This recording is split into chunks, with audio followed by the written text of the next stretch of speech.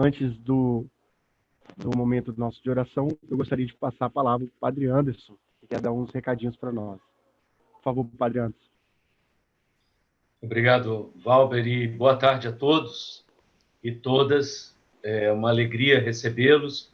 Aqueles que já estavam conosco antes, sejam bem-vindos, e aqueles que estão agora conosco, sejam bem-vindos nesse encontro de formação. A Diocese se sente agraciada com a presença do Padre Tiago, eu já falei isso a ele, manifestei a alegria de todos vocês e os comentários que estão nos chegando. E gostaria de dizer algumas palavras rápidas. Primeira é que o caminho proposto para a nossa diocese, e segundo tudo aquilo que o Padre Tiago nos está indicando, é algo que está sendo construído na Diocese de Cachoeiro já há um tempo. Ano passado, nós, os padres, fizemos uma formação com o Padre Tiago, que nos ajudou enormemente e foi um grande momento de reflexão sobre esse caminho, não só no que diz respeito à questão catequética propriamente dita, mas a força desse caminho em nossas comunidades eclesiais de base. Então, nesse caso, nós estamos já construindo isso, não só com vocês, leigos, leigas, os seminaristas, os diáconos, religiosos, talvez, que estão aqui, mas também entre nós padres, na, obviamente, expectativa do nosso novo bispo, que Deus nos envie brevemente. A outra questão, que não é menos importante, é o fato de que, gradativamente, isso vai chegar até as nossas paróquias e comunidades. Nós sabemos que a Assembleia Diocesana de 2018 estipulou algumas urgências, estipulou alguns elementos importantes que não podem faltar na pastoral, estipulou ainda um caminho para cada ano.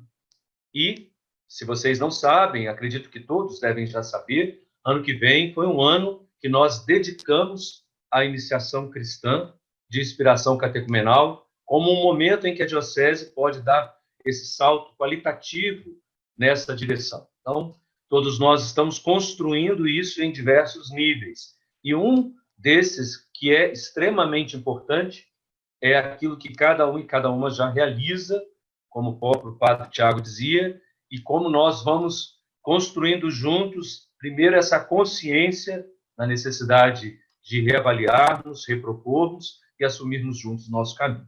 Então, desde já manifesto a minha gratidão a todos vocês, não só como coordenador diocesano de pastoral, mas também como alguém que está responsável pela iniciação da vida cristã na nossa diocese.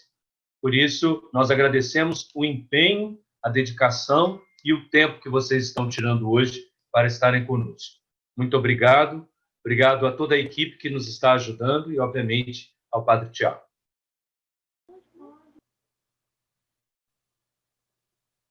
Boa tarde, né, gente? De novo, né? Que Deus nos abençoe. Estamos de volta, agradecidos pela manhã de bênção que tivemos e na certeza de que teremos uma tarde na presença do Senhor.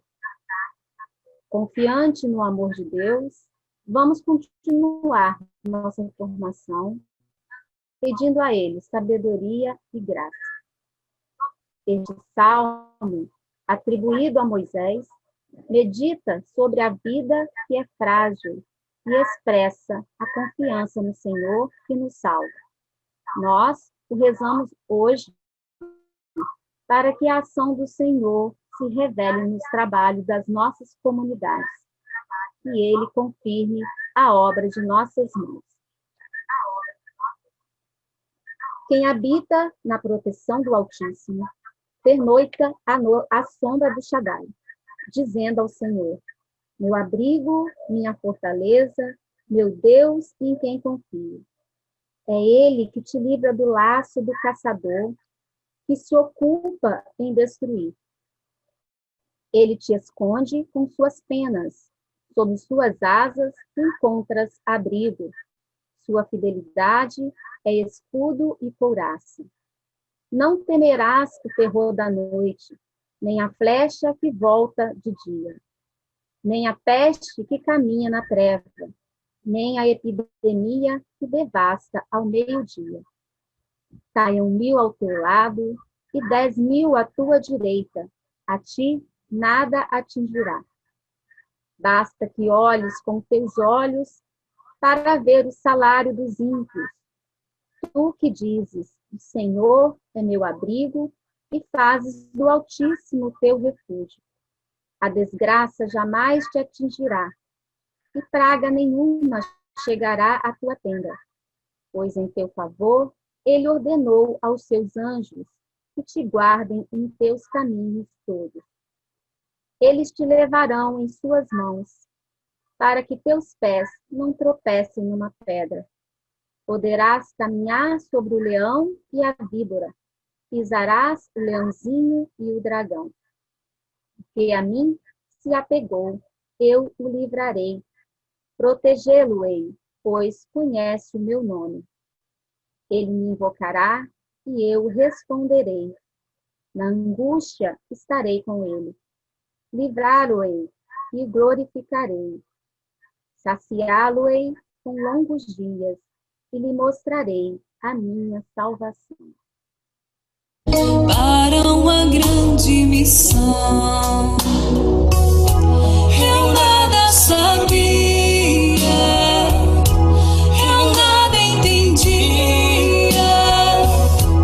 eu nada previa de uma grande missão.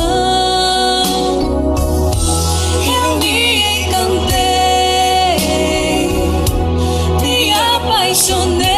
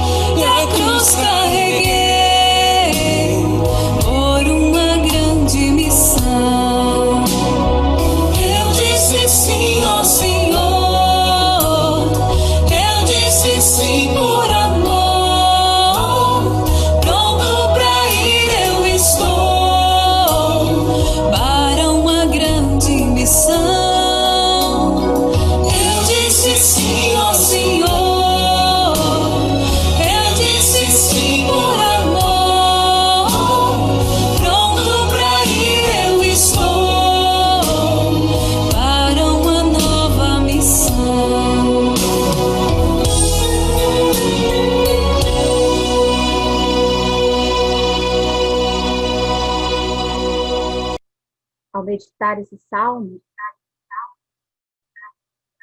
devemos responder sim todos os dias ao Senhor. Jesus nos convida para essa nova missão. Que sejamos corajosos e comprometidos com o nosso batismo. Sendo assim, ao aceitarmos o convite do Senhor, somos convocados a ir além dos nossos limites humanos, mas a confiança de que o Senhor caminha conosco, nos impulsionados a seguir o caminho. Que tenhamos, né, uma boa tarde aí na presença do Senhor.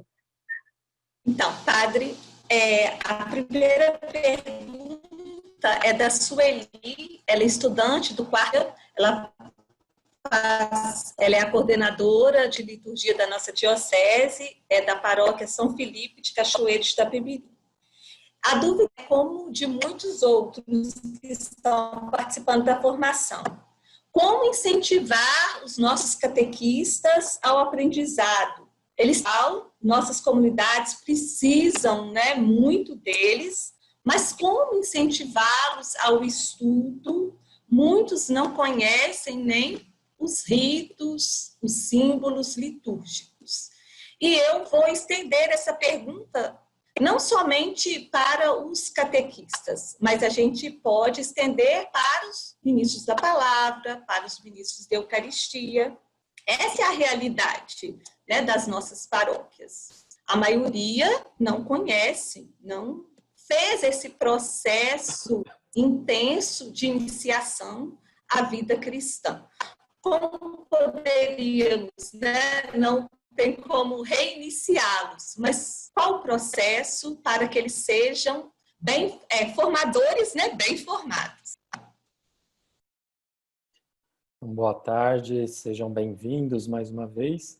Alegria poder estar aqui partilhando com vocês desse tema tão importante que é a iniciação à vida cristã. Eu acho que essa pergunta é uma dificuldade que nós temos em todas as realidades da igreja no Brasil, né? A primeira delas é de oferecer formação. Então, sempre quando a gente faz uma assembleia, a primeira coisa que vem é: precisamos dar formação para os leigos, precisamos oferecer uma formação permanente. Mas eu sempre brinco, né? Pelo menos aqui na minha paróquia, a gente sempre dá formação, faz escola bíblica, faz curso de liturgia, aí sempre vem 40, 60, 80, raramente passa de 100. Então nós temos aí, primeira dificuldade é oferecer uma formação de qualidade, e a segunda dificuldade é fazer com que as pessoas venham para a formação, né?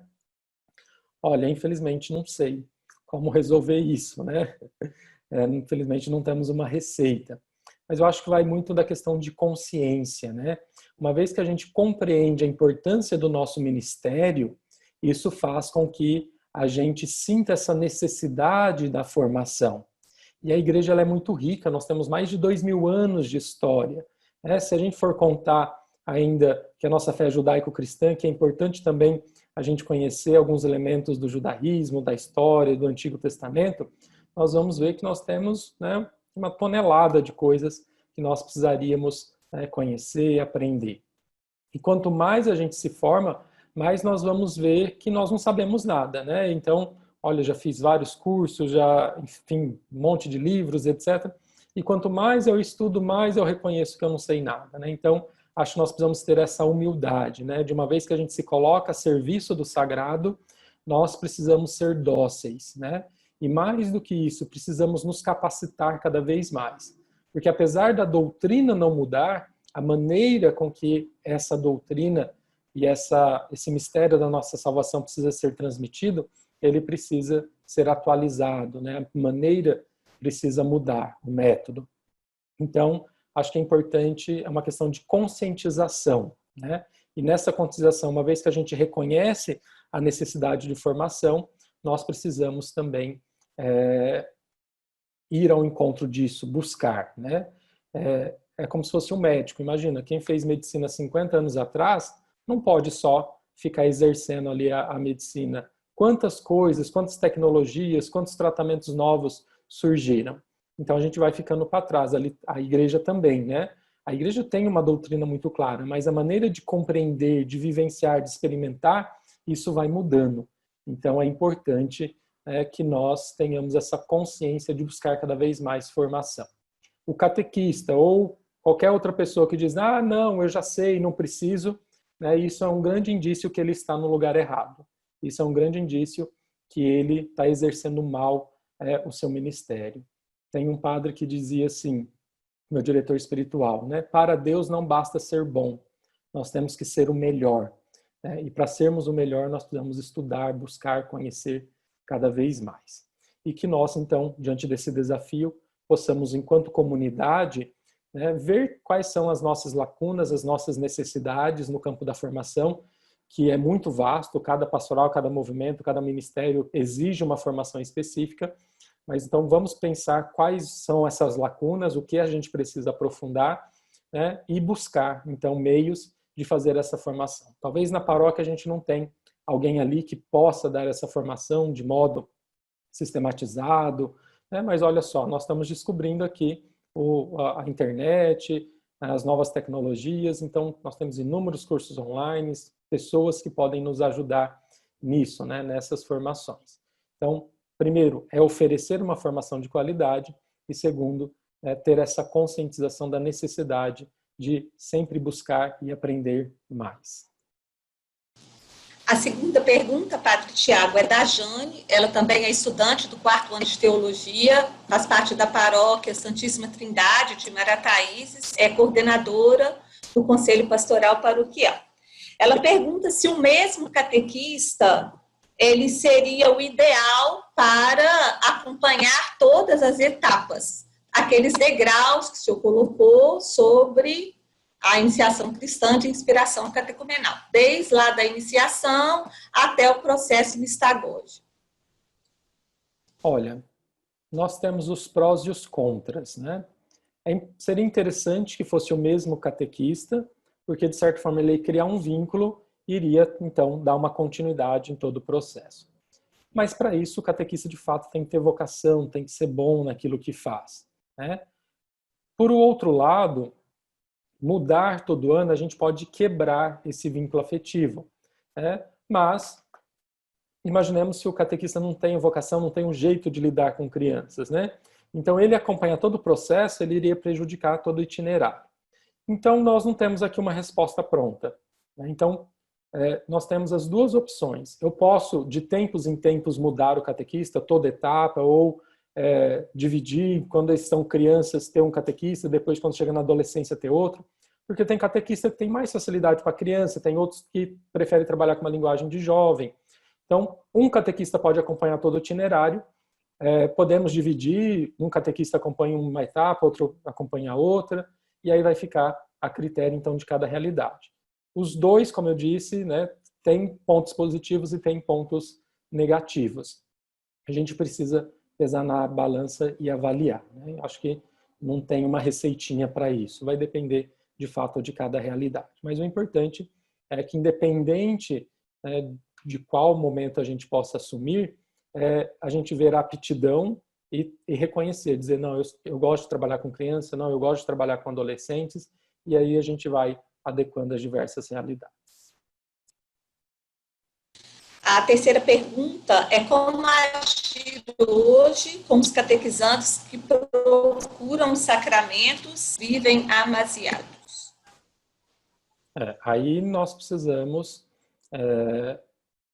aproveitar o itinerário de catecumenal e uma vez que nós temos esse pré-catecumenato, nós vamos sentar, vamos conhecer a história de cada um, vamos ver as motivações. E aí nós vamos dizer, olha, você pode vir para a catequese, mas essa catequese vai, de certa forma, te motivar a regularizar sua situação. Então nós vamos ver se eles estão dispostos a isso. Porque na maioria das vezes as pessoas vivem amasiadas porque não tem dinheiro para casar, porque não tem dinheiro para o vestido, para a festa. Então acabam não casam porque ficam presos a questões secundárias do sacramento.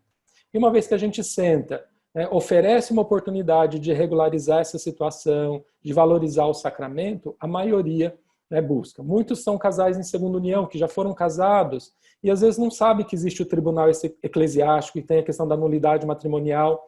Então, a iniciação é importante porque nós vamos poder acolher, conhecer cada realidade e, a partir de cada realidade, de cada motivação, oferecer os meios para que ele possa regularizar essa situação, para que ele possa viver, de fato, de acordo com aquilo que nós professamos. A próxima pergunta é do seminarista João Vitor. Ele o segundo ano de teologia, e ele gostaria de saber a idade específica em que se pode começar o caminho de iniciação cristã no modo neocatecumenal. Como é possível atingir também as crianças? Hoje nós não temos uma idade definida. Cada diocese, cada comunidade vai fazer os seus diretórios de iniciação à vida cristã, ou diretórios dos sacramentos, e vão organizar isso. O que a gente precisa entender? Que o Código de Direito Canônico diz que até os 6 anos de idade a criança não tem o uso da razão, ou seja, eu não posso começar um processo de iniciação especificamente antes dos 7 anos de idade. Então, após os 7 anos de idade, nós podemos começar a catequese propriamente dita. Mas isso não impede que nós façamos alguma coisa antes. Por exemplo, eu posso fazer uma pré-catequese, né? A partir dos 2, 3, 4 anos de idade, não tem problema. Desde que a criança já comece a falar, a gente já pode começá-la a iniciar na fé, ensinar orações e etc. E na parte da tarde agora eu vou falar um pouquinho, propor um itinerário para a iniciação de crianças e adolescentes, né? Então nós podemos ter uma pré-catequese até os 6 anos de idade, e a partir dos 7 nós já podemos propor o início de uma catequese, né? Mas como eu digo, né, tudo vai depender do subsídio, do itinerário que a gente vai assumir. Eu vou fazer uma proposta para vocês hoje à tarde, né, e vocês vão entender isso melhor. Muito bem, então vamos retomar. Muitas pessoas não estiveram à parte da manhã, então vou fazer um breve resumo daquilo que nós conversamos. Nós começamos a nossa manhã falando o que é iniciação, do ponto de vista antropológico, das ciências da religião, e nós vimos que iniciação não é exclusividade da Igreja Católica ou do cristianismo. A iniciação é um itinerário que está presente em toda a cultura, em todas as religiões, todos os povos. E aí eu citei o exemplo do candomblé, da maçonaria, de uma iniciação indígena, para a gente entender que isso está na raiz do ser humano, né?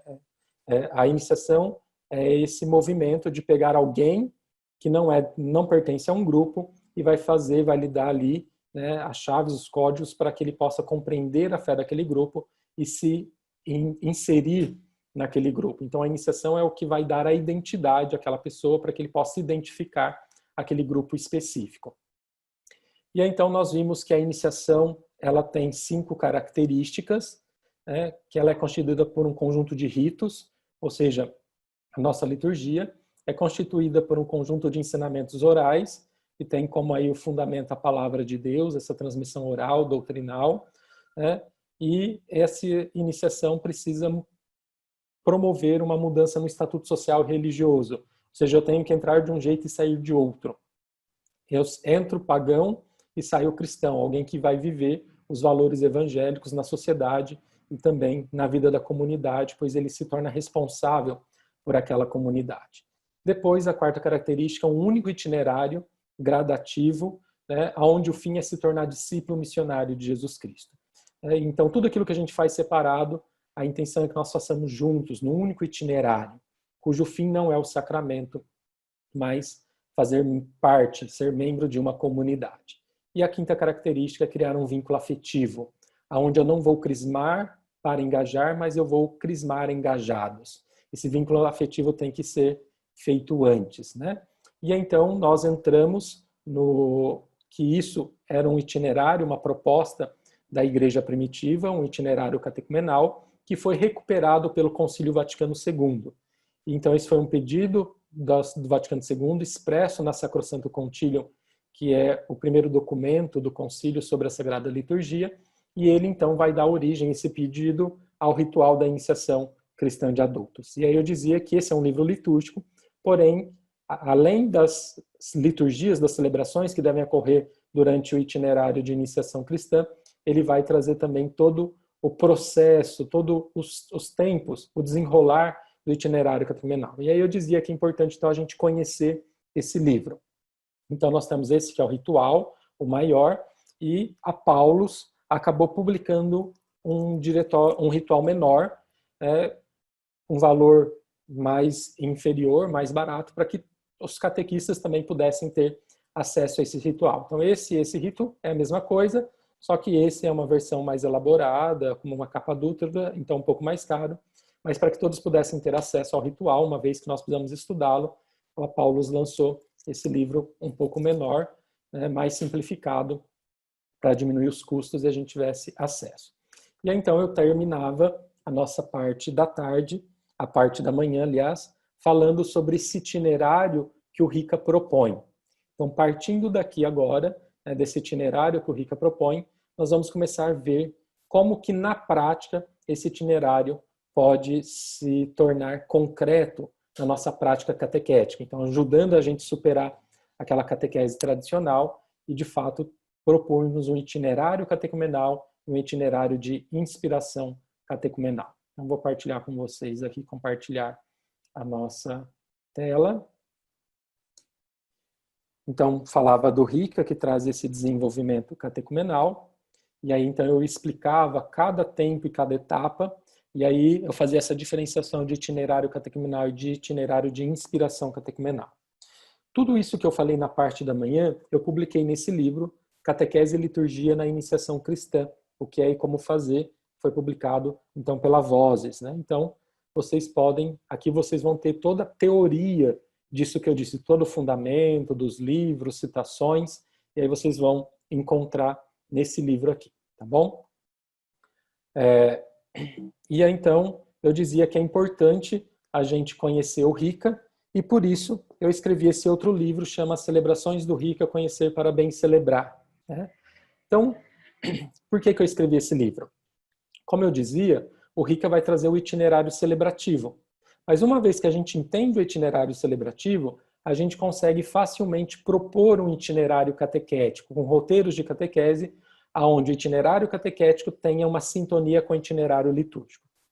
E aí eu escrevi esse livro porque uma das motivações foi que eu cheguei para assessorar uma formação numa diocese, e aí, então uma catequista veio me convidar para participar de uma celebração de admissão, isso já há alguns anos, e eu dizia, olha, que bom, né?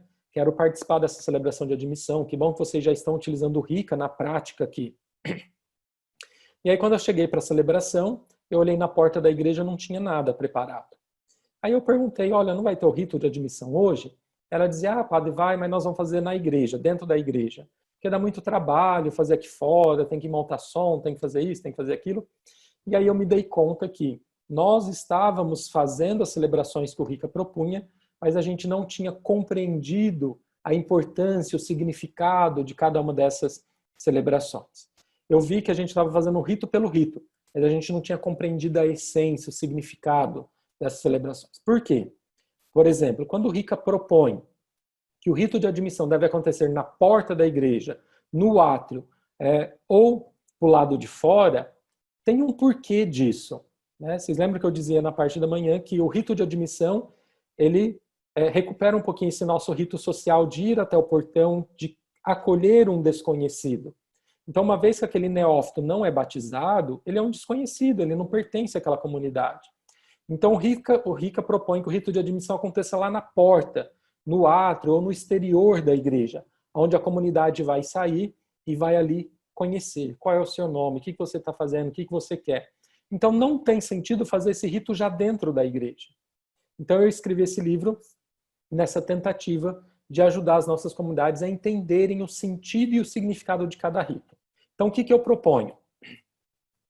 Peguem aí o ritual da iniciação cristã de adultos, formem um grupo de estudo na paróquia. Então, a gente vai lendo a celebração, como que o Rica propõe, o porquê, né, porque na porta da igreja, e a gente vai lendo a celebração e depois, lendo esse livro em paralelo, a gente vai descobrindo o sentido, o porquê, como deve organizar essa celebração. Então, isso vai nos ajudar muito na nossa prática pastoral. Eu dizia de manhã que muitas vezes a missa é chata, é monótona, repetitiva, porque a gente faz os ritos, né, mas não sabe o porquê, qual é a origem, o porquê que a gente faz. E na maior boa vontade, então, a gente acaba colocando elementos que não pertencem àquele rito. Então, é importante a gente conhecer o sentido do rito, como ele nasce, o porquê, e isso vai nos ajudar, então, a celebrar bem. Então, fica aí de sugestão para vocês. Né? A gente falava de formação agora há pouco. Vamos motivar, quem sabe a equipe de liturgia, equipes e catequistas, sentam aí juntos uma vez por mês, mesmo que com distanciamento, cada um com um livrinho na mão, a gente vai lendo o Rica e vai lendo o significado daquela celebração. Isso vai nos ajudar muito a compreender esse itinerário. Bom, então aqui nós temos o itinerário catecumenal, apresentado pelo Rica, que foi recuperado lá da igreja primitiva, de uma prática que acontecia no século II, século III, século IV. Então é esse único itinerário gradativo, cujo fim é se tornar discípulo missionário de Jesus Cristo. Então, uma vez que a gente entendeu isso, a gente entendeu o Rica, entendeu todo esse itinerário, todo esse processo, a igreja, através dos nossos bispos, publicou em 2017 esse documento, chamado Documento 107, Iniciação à Vida Cristã, Itinerário para Formar Discípulos Missionários. Olha só, quem não leu, vale a pena a gente ler e estudar esse documento, que é onde os nossos bispos nos ajudam a compreender o que é essa iniciação e como fazer que na prática ela aconteça. Então eu vou destacar alguns números do documento 107. Então lá no capítulo 3, quando vai falar do ritual da iniciação cristã de adultos, o documento 107 diz assim: o Rica não é um livro catequético, centrado no conteúdo doutrinal a ser transmitido, mas sim um livro litúrgico com ritos, orações e celebrações. Então, como eu dizia, é um livro litúrgico. Mas ele vai trazer todo o desenrolar do processo catecumenal e as suas celebrações vão nos ajudar a pensar um itinerário. É o que o documento 107 diz aqui. Entretanto, esse livro dá uma visão inspiradora de uma catequese que realmente envolva a pessoa no seguimento de Jesus Cristo, a serviço do reino, expresso na vivência dos sacramentos, do batismo, da crisma e da Eucaristia. Então, por mais que muitas vezes os meus catequizandos, tanto crianças, adolescentes e adultos, venham em busca de um sacramento simplesmente, uma vez que a gente propõe um itinerário baseado no Rica, esse itinerário vai fazer com que estes que vieram apenas buscar os sacramentos possam fazer uma experiência mística profunda de Jesus Cristo. No capítulo 4, número 139, vai dizer: sob a inspiração do Rica, é preciso propor um itinerário que avance por etapas e tempos sucessivos, garantindo que a iniciação de adultos, jovens e crianças se processe gradativamente no seio da comunidade. Então, o documento 107 está dizendo isso. Vamos superar uma iniciação sacramentalista, dividida, que visa apenas o sacramento, mas vamos propor, a partir dessa inspiração catecumenal, a partir do Rica, um itinerário que de fato avance gradativamente, um único itinerário que tenha uma unidade. E, diante disso, então, nós podemos pensar em diversos itinerários para as diversas realidades. Então, por exemplo, nós temos muitos pais que vêm pedir o batismo para os filhos. Na nossa prática catequética, como que a gente faz isso? O pai vai lá na secretaria, pede ali fala que quer batizar, a secretária dá os documentos que precisam para o batismo, ela vem, faz um cursinho de 2, 3 horas, uma noite, uma manhã, e no dia seguinte vai lá e batiza. O que o documento 107 está dizendo? Olha, vamos aproveitar que os pais ainda estão trazendo as crianças para batizar, porque a gente tem percebido que tem diminuído isso. Então, ele vai dizer assim, vamos aproveitar que os pais ainda estão buscando a igreja para batizar os filhos, e ao invés de fazer um curso e simplesmente sacramentalizar, ou simplesmente dar o sacramento, batizar, vamos oferecer a esses pais um itinerário de inspiração catecumenal, que de fato a gente possa oferecer uma catequese batismal, mais prolongado, mais que um curso, mas uma oportunidade que ele possa vivenciar, conhecer a comunidade. E ele possa ter consciência, então, do que é esse batismo que ele pede à igreja. Depois, o documento 107 vai dizer, vamos aproveitar que os pais ainda estão trazendo as crianças para a catequese e vamos oferecer não só o sacramento, mas uma oportunidade para que, de fato, ele conheça Jesus Cristo, ele se torne cristão, ele possa ser inserido na vida da comunidade. E não só as crianças. Vamos aproveitar que os pais estão trazendo os filhos e vamos oferecer também uma catequese aos pais. Uma oportunidade para que esses pais possam se aproximar da vida da comunidade. E aí, olhando o Rica, nós temos aí esse itinerário para adultos, que é o ordinário do RICA, então vamos pegar o itinerário catecumenal e vamos propor esse itinerário para os adultos catecúmenos, mas também aproveitando esse itinerário e fazer uma adaptação, uma adequação para os que batizados na infância e que procuram agora a igreja depois de adultos, possam também ser inseridos de maneira profunda, concreta no seio da comunidade. Então nós temos aí, tanto com crianças quanto adultos, esse itinerário misto, itinerário de inspiração catecumenal e itinerário catecumenal. E aí podemos pensar em algo muito mais amplo, por exemplo.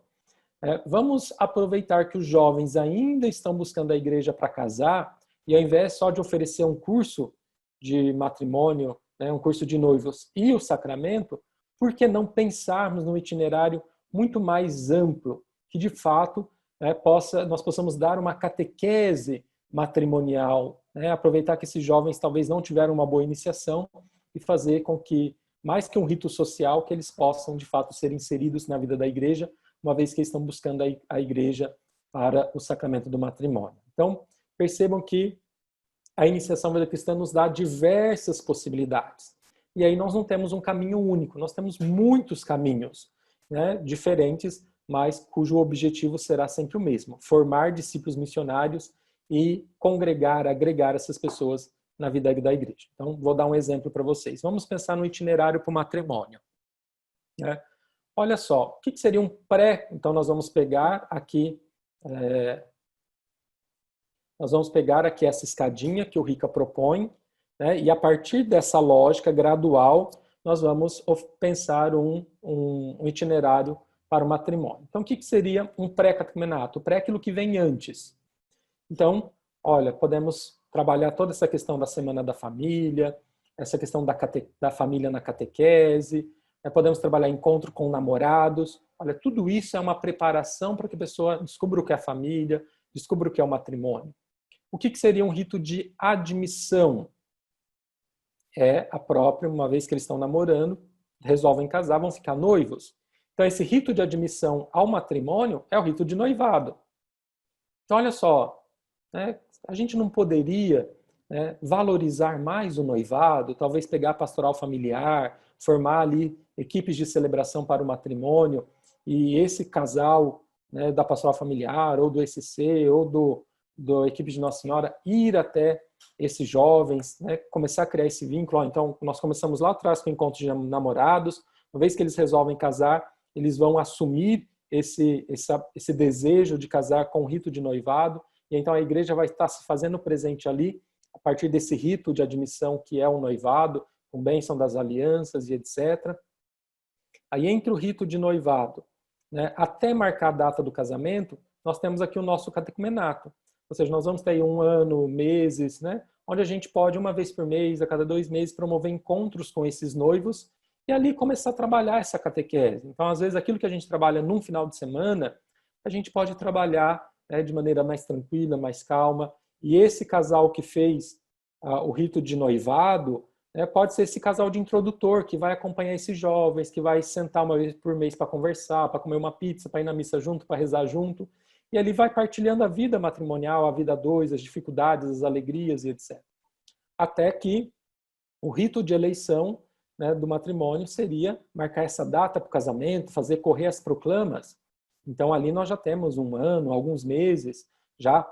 Aí, então nós vamos ter esse rito de purificação e iluminação, que seria essa preparação próxima ao sacramento do matrimônio. Aí sim poderíamos ter uma catequese, poderíamos ter um retiro.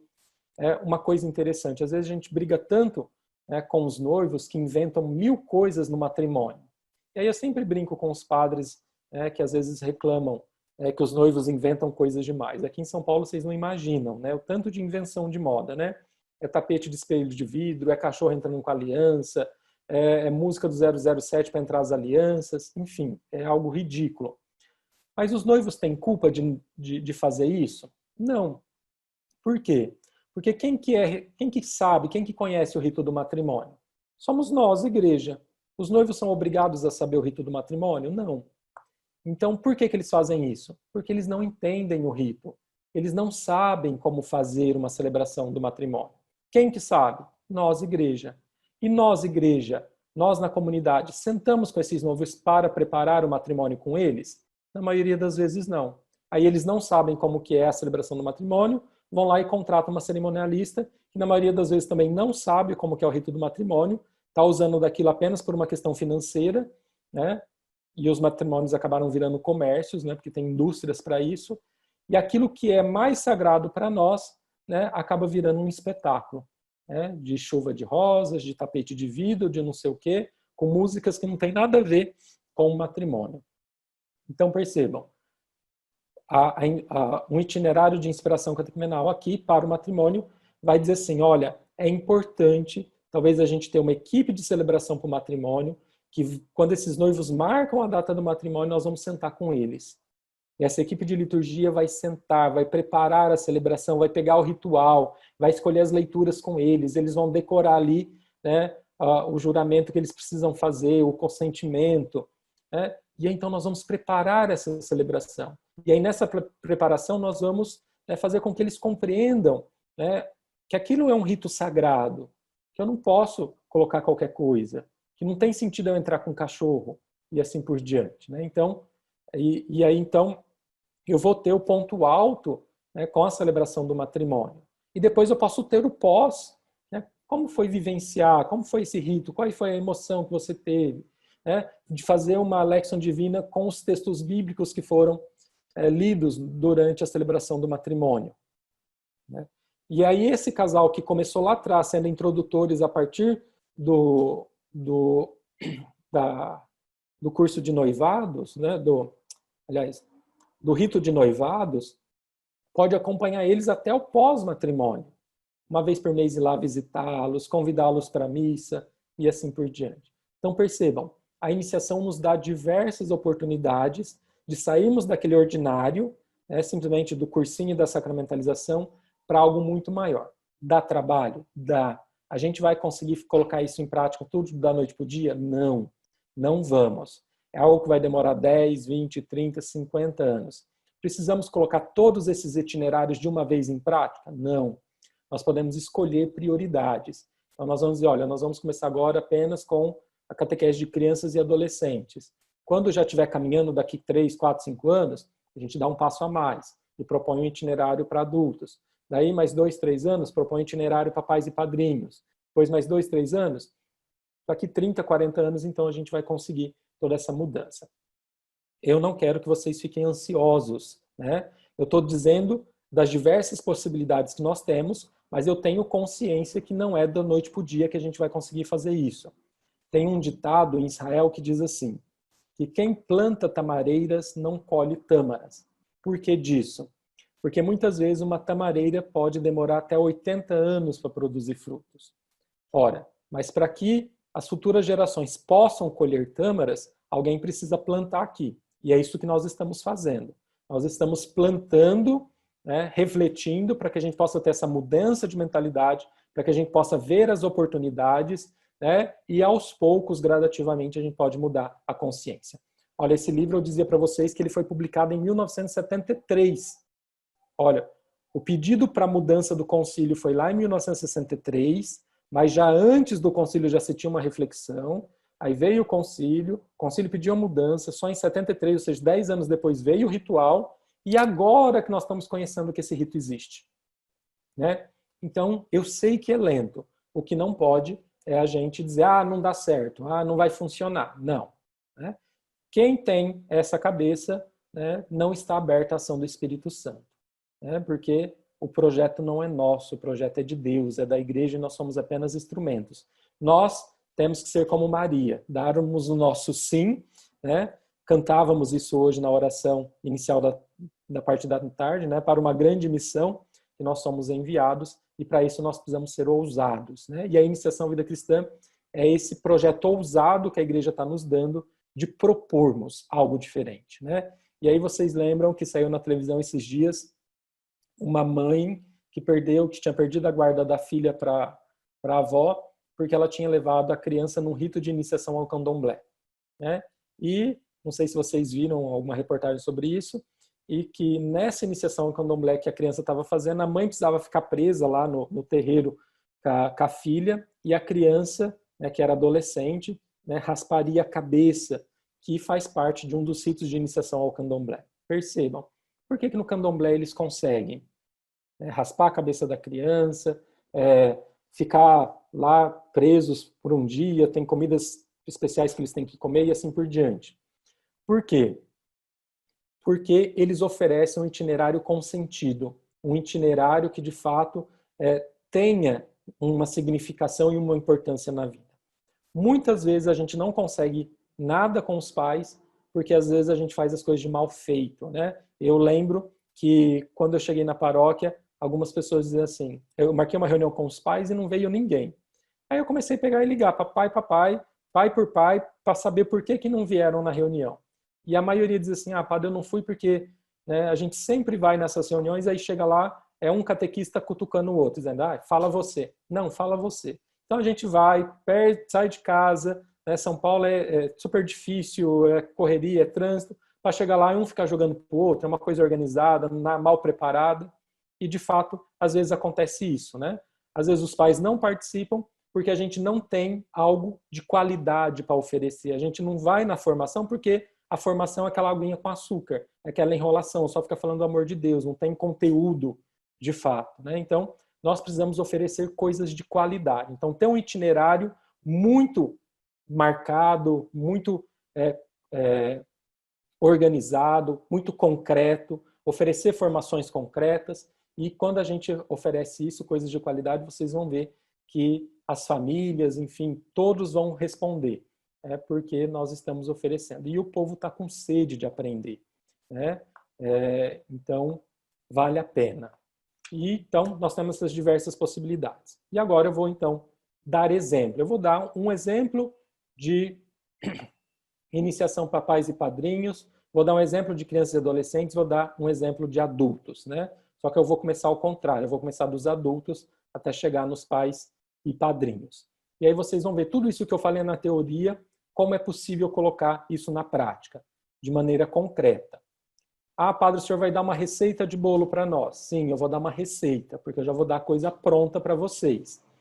Mas, não que precise ser desse jeito. Mas eu sempre digo nas minhas formações que as receitas às vezes são importantes. Não é o ideal, mas às vezes é necessário. E aí eu brinco, né? Agora na pandemia a gente teve que aprender a cozinhar, né? Então, sei lá, quero fazer um bolo. Eu nunca fiz um bolo na minha vida. Então, quero fazer um bolo. O que eu fiz? Fui lá na internet e busquei uma receita. Por quê? Porque a receita vai me dar aquilo que é necessário, essencial para que o bolo saia. Por quê? Porque o bolo tem uma lógica. Tem uma quantidade certa de leite, uma quantidade certa de farinha, uma quantidade certa de manteiga, que se colocar uma coisa em outra a mais, a coisa não vai sair. Então, para quem nunca fez bolo, não sabe a lógica, não sabe a proporcionalidade das coisas. Então, a receita é importante. Então, eu vou mostrar para vocês alguns exemplos de como fazer para que a gente entenda a lógica, veja que é possível, né? E uma vez que a gente entende a lógica, vê que é possível, aí a gente pode adequar a nossa realidade. Por exemplo, uma vez que eu entendi a lógica da receita do bolo, uma vez que eu não tenho manteiga, eu sei que eu posso colocar óleo no lugar, né? Uma vez que eu não tenho, talvez, ovo, eu posso colocar leite no lugar. Se eu estou fazendo um bolo de fubá, eu sei que uma goiabada combina muito bem com fubá, então eu posso jogar ali uma goiabada no meio que vai ficar ótimo. Então percebam, uma vez que a gente entende a lógica, a gente pode ir adequando aos nossos gostos, à nossa realidade, aquilo que é possível fazer. Então eu vou propor aquilo que é ideal, uma receitinha, para mostrar que é possível, e depois vocês vão conversar aí entre vocês o que é possível fazer. Então, por exemplo, vamos pegar aquele itinerário que o Rica propõe, que foi pensado lá a partir da iniciação da igreja primitiva, e como fazer isso hoje. Então, eu estou escrevendo, já escrevi, na verdade está na editora, esse subsídio O Caminho, subsídio para iniciação com adultos. Então, nós pegamos aqueles 4 tempos e 3 etapas e fizemos aqui uma proposta prática concreta. Então, nós vamos começar lá embaixo na escadinha. Primeiro tempo. Então tem lá planejamento, divulgação, inscrições. Então, nós, equipe, catequistas, vamos sentar, vamos fazer um planejamento, um calendário, vamos divulgar, vamos abrir as inscrições. Uma vez que as inscrições começam a chegar, nós vamos agendar um encontro personalizado. Por quê? Porque tudo isso está dentro do pré-catecumenato, daquele tempo de evangelização, daquilo que vem antes da catequese. Então, esse encontro personalizado é sentar com aquele candidato, catecúmeno ou catequizando, e dizer por que você quer fazer catequese, por que você quer receber o sacramento da Eucaristia, por que você quer receber o sacramento do Crisma. E ali nós vamos identificar as reais necessidades, motivações. E nessa conversa pessoal, personalizada, nós vamos poder, então, a partir da sua história, entender as suas motivações e dar as reais motivações para a busca desse caminho. Vai dizer, você quer crismar só para casar ou para ser padrinho de batismo? Olha, mas isso é muito pouco. Essa não é uma motivação válida. Nós temos algo muito mais profundo. E aí a gente vai poder já fazer um querigma aqui, um anúncio, dar uma reta intenção a ele. Uma vez que a gente propõe esse itinerário a ele e ele aceita, então a gente propõe ali 5 encontros, do 1º ao 5º, onde a gente vai trabalhar esse querigma, esse anúncio. Então tudo isso está dentro desse pré-catecumenato, onde a gente vai formar um grupo e etc. Depois desses 5 encontros, então, a gente propõe a primeira etapa, que é a celebração de entrada no catecumenato. Aí vejam que eu coloquei embaixo ou entrega da Bíblia. Por quê? Porque nós já adaptamos essa celebração para catecúmenos e catequizandos. Então, os catecúmenos vão participar dessa celebração de entrada no catecumenato. E quem já é batizado, uma vez que não tem sentido eu admiti-los, uma vez que eles já são cristãos, a gente vai apenas entregar a Bíblia. Então, essa celebração prevê 2 momentos, como eu já disse. A primeira na porta da igreja e a segunda dentro da igreja com o rito de entrega da Bíblia. No primeiro momento, vai ser destinado apenas para catecúmenos, os não batizados. E o segundo momento, então, com a entrega da Bíblia, onde todos vão poder participar. Então, aqui, com essa celebração, começa, propriamente dito, a iniciação cristã dos adultos. Aí vem o segundo tempo, que é a catequese propriamente dita. Então, a gente propõe 33 encontros, do 6º ao 38º, e aí vem, impermeado a essa celebração, a esses encontros de catequese, as celebrações da palavra, a entrega do símbolo, e também essa inserção, esse criar vínculo afetivo na comunidade através do papel do introdutor. Depois desses 33 encontros, que vão durar aí mais ou menos 1 ano, nós temos a segunda etapa, que é a celebração de eleição, que vai acontecer no 1º domingo da Quaresma. Então, o 1º domingo da Quaresma é destinado a esse rito de acolhida daqueles que irão receber os sacramentos da iniciação na vigília pascal. Então, essa celebração da eleição é específica para os catecúmenos. E aí, então, essa celebração vai abrir o 3º tempo, que é o tempo de purificação e iluminação, que vai acontecer durante todo o período da Quaresma. Então, nós temos aí 3 encontros, do 39º ao 41º. Aí, além desses encontros, a gente propõe um retiro espiritual, uma vez que esse tempo é específico para essa preparação espiritual mais intensa. E aí vem as celebrações de entrega da oração do Senhor, os escrutínios para os catecúmenos, o rito da penitência para os catequizandos, a unção com óleo dos catecúmenos para os catecúmenos e toda essa preparação imediata que deve acontecer no sábado santo à tarde, né? E aí, então, nós temos a 3ª etapa, que é a celebração dos sacramentos da iniciação cristã, que deve acontecer na vigília pascal. Então, quem é catecúmeno vai receber os 3 sacramentos de uma vez. Vai ser batizado, crismado e receber a Eucaristia. Padre, mas é o bispo que tem que dar o crisma? Sim, o bispo é o ordinário desse sacramento. Mas uma vez que o bispo não consegue estar presente em todas as paróquias na vigília pascal, o próprio ritual já dá autorização para que o pároco ou o administrador paroquial possa dar os 3 sacramentos. Então, o bispo, se ele vai celebrar lá na catedral, ele vai fazer a iniciação, para celebrar os sacramentos da iniciação para quem estiver participando daquela celebração. E nas demais paróquias, os párocos ou os administradores paroquiais já têm essa autorização de dar os 3 sacramentos na vigília pascal. E nós temos aqueles que já são batizados e que agora só vão receber o crisma e a Eucaristia. Para receber o crisma, aí sim o bispo vai precisar dar uma autorização. Então o Rica vai dizer que é louvável que estes que trilharam o caminho juntos recebam na mesma celebração o sacramento da confirmação. Então o padre vai batizar quem tem que batizar, depois vai crismar todo mundo. Né? Para crismar os catecúmenos, o próprio ritual já autoriza o padre. Para crismar os catequizandos, aí o padre vai precisar de uma autorização do bispo. O bispo vai autorizar, e aí então ele crisma todo mundo, e depois, né, todos recebem a Eucaristia no momento da comunhão. E aí vem o quarto tempo, que é o tempo da mistagogia. Então nós vamos primeiramente incentivar os nossos neófitos, né, a participarem ali de todas as celebrações da oitava da Páscoa. Então são 8 dias, né, com uma celebração específica, tem toda uma simbologia. A gente propõe um encontro para conversar um pouquinho sobre essa mistagogia, né, como foi celebrar os encontros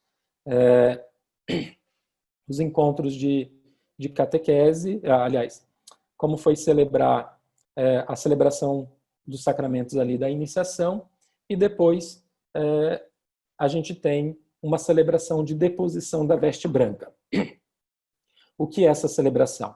Essa celebração acontecia na igreja primitiva e com o passar do tempo ela foi suprimida e o Rica não recuperou essa celebração. Mas o Rica vai dizer que é importante que se tenha uma celebração de conclusão do processo de iniciação dos adultos. Então ele vai dizer que depois do tempo da mistagogia se conclua com uma celebração. Então nós pensamos, para concluir esse tempo, de resgatar essa celebração de deposição da veste. Por quê? Porque aqueles que serão batizados na vigília pascal, eles vão receber a veste branca, uma túnica branca. Durante a oitava da Páscoa, os 8 dias após a Páscoa, eles vão participar da missa com essa túnica branca. E no segundo domingo da Páscoa, que é o último dia da oitava, no final da missa eles vão retirar essa túnica e vão entregar para o padre, que vai depositar aos pés do altar. E aí só depois disso ele vai poder sentar junto da assembleia, ou seja, dizer, agora você é um cristão, agora você é um membro da nossa comunidade, né? Então esse é o itinerário que a gente propõe para os adultos. Então percebam, nós temos toda uma catequese aqui que foi pensada com encontros, com temas, onde a catequese está vinculada às celebrações e a uma prática de inserção na vida da comunidade. Então eu descrevi brevemente aqui, apenas para vocês terem os temas, né? Então nós temos ali uma celebração de envio dos catequistas, depois primeiro tempo evangelização ou pré-catecumenato, os 5 encontros, depois celebração de entrada no catecumenato, aí nós temos os 33 encontros que irão acontecer. Então eu tenho lá a celebração de entrega do símbolo. O que eu tenho consequentemente após essa celebração? Uma catequese sobre cada artigo da profissão de fé. Até que então no primeiro domingo da quaresma a gente tem a celebração da eleição, e aí o terceiro tempo de purificação e iluminação e seus ritos, né? Então, onde nós vamos trabalhar a vida de oração, a entrega da oração do Senhor, o rito de unção dos catecúmenos, né? E aí os escrutínios, até chegarmos na celebração dos sacramentos da iniciação, e aí o quarto tempo, a mistagogia, né? Até a celebração de deposição da veste branca e encerramento do itinerário de iniciação à vida cristã. Então perceba, a gente tem toda essa escadinha. Então o que eu fiz? Eu peguei aquele itinerário catecumenal que o Rica propõe, articulei o itinerário celebrativo com o itinerário de conteúdo catequético, né, e adaptei esse itinerário catecumenal para um itinerário de inspiração catecumenal, adaptando aquilo que é próprio dos catecúmenos para os catequizandos, né? E então a gente tem uma proposta concreta para uma catequese de adultos. E é essa catequese de adultos, então, é esse itinerário que vai me ajudar agora a pensar um itinerário para crianças e adolescentes e um itinerário para iniciação de pais e padrinhos que pedem batismo dos seus filhos. Tranquilo até aqui? Alguma dúvida? Vou interromper aqui para que eu possa responder as dúvidas que possam ter surgido. Deu para entender o que é itinerário de inspiração catecumenal, o que é itinerário catecumenal, o que é o ritual da iniciação cristã de adultos?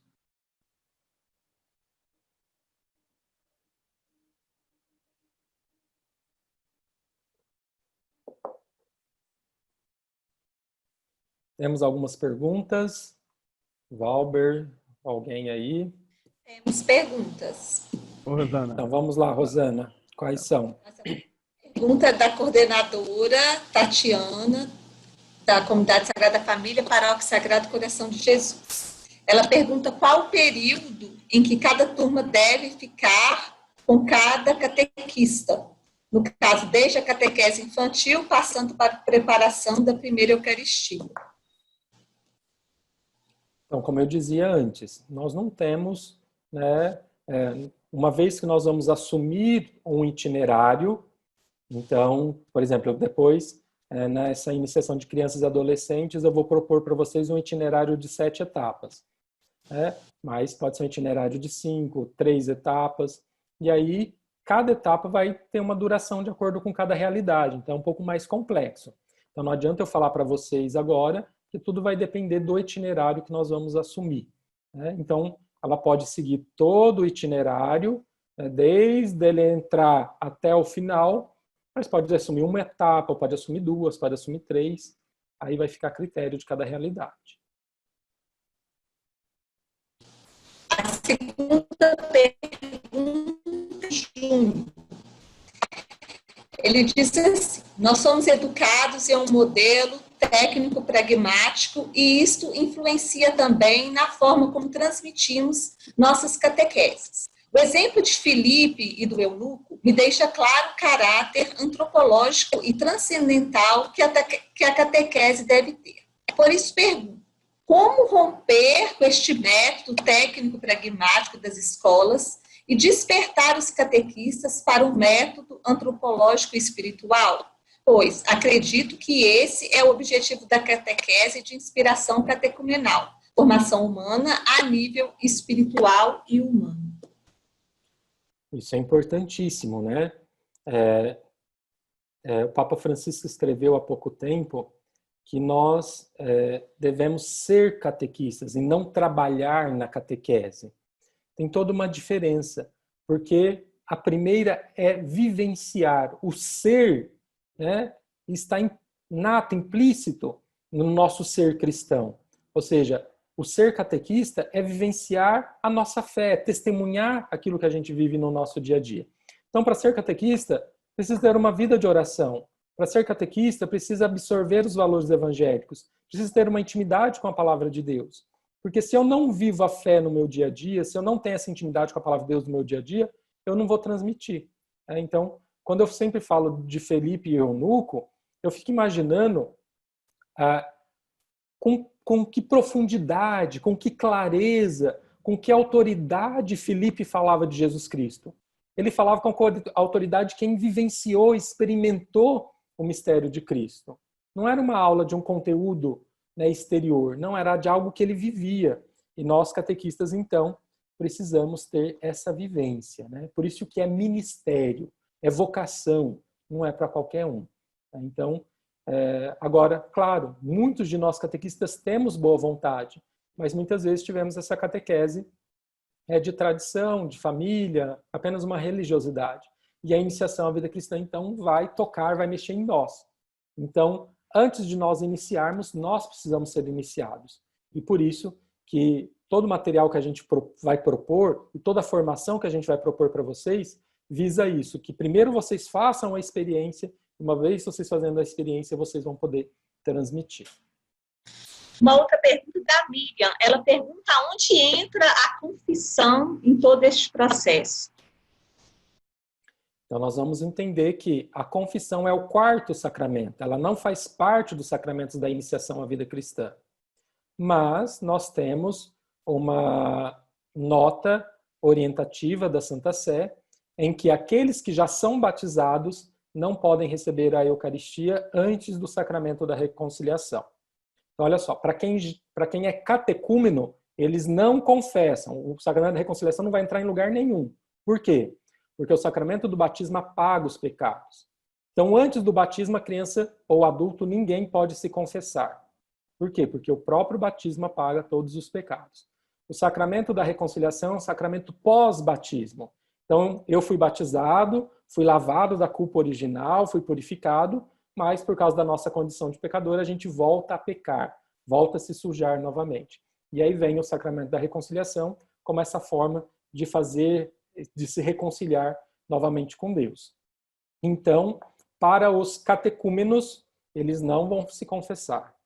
Para os que já são batizados, que batizaram na infância e vão receber os 2 sacramentos que faltam, batismo, ou Eucaristia e confirmação e Eucaristia, aí sim, lá no tempo de purificação e iluminação, e aí eu posso voltar aqui os slides para vocês verem, vai ter um momento deles se confessarem. Aqui nós estamos falando dos adultos. Então, vamos voltar aqui. Então, olha lá, no terceiro tempo, celebração de entrega da oração do Senhor, escrutínios, penitência. Então, os escrutínios são ritos de purificação para os catecúmenos, que vão acontecer no 3º, 4º e 5º domingo da quaresma, e num dos dias da quaresma, a gente vai marcar uma celebração penitencial para os que já são batizados se confessarem. Mas aí não é só fazer aquela filinha e ir lá confessar com o padre. Não, tem um rito próprio para isso, chamado ritual da penitência, que ele vai descrever como deve ser feita a confissão, uma vez que é um sacramento. Tá bom? Então está previsto para adultos.